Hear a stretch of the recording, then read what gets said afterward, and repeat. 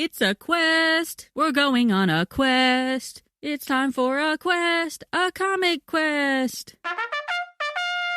And we're looking for the best. I am not kidding when I say that. I really want to find good stuff out there, and I want to share it with you. But of course, I will be biased, though. I'm going to be sharing my opinions on things, and you are more than welcome to disagree with me.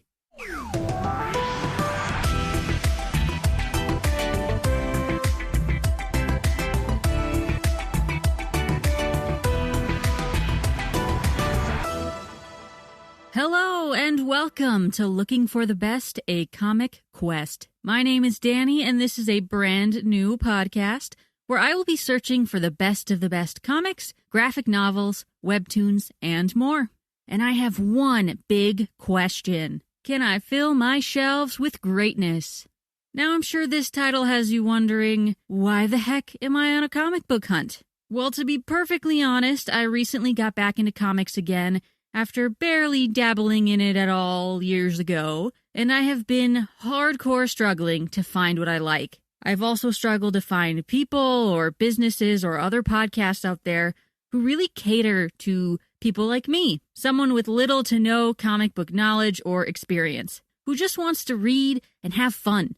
Even when I think I find stuff that's promising, I run into some issues, like them expecting me to already have some baseline or even extensive knowledge that I just don't have, or some silly gatekeepers who think they're hot shit, but they're not, or information that's just poorly organized and distributed, and I don't know where to even start or what I'm looking for or what I should be looking for. So here I am, trying to be that person for someone else out there. We are still recording new episodes, so we don't have a trailer just yet, and this is kind of a stand-in for that. This is just a little intro for the pod, just a little minisode. So, in each episode, I will be talking about a different comic, graphic novel, webcomic, or other illustrated work. I'll go over what it's about, expecting you to not have read it or know anything about it ahead of time, and I'll provide some other commentary, mostly spoiler-free, but I'll let you know if I'm going to be spoiling anything. I am still learning a lot of important lessons as I go, and maybe I can share a few of those with you. And for any comic bros out there going, she doesn't know what she's talking about. Yeah, I know. That's kind of the point. We're learning as we go here. That's the idea. I also want to say as an aside that I live in the United States, and I'm going to be starting off with comics that were originally written in English for English speakers.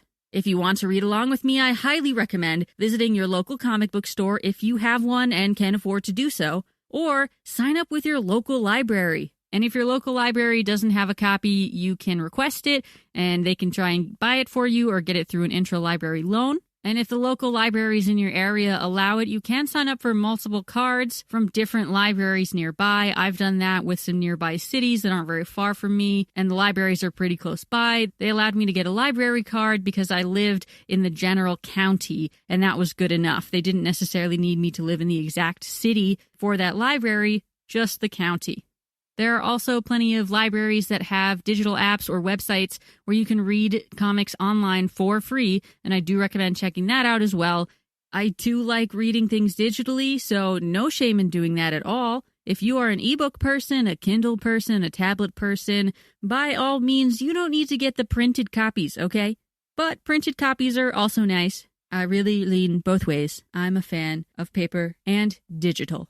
For international readers, I have no idea really what other countries do, but hopefully they also have a cool library system and you can get some books for free. Because you can always try free first, digital first, whatever first, and if you really want to spend the money, you can spend the money later. You don't have to do that first thing right out the gate. There are, of course, many apps out there for digital reading if that's something you enjoy.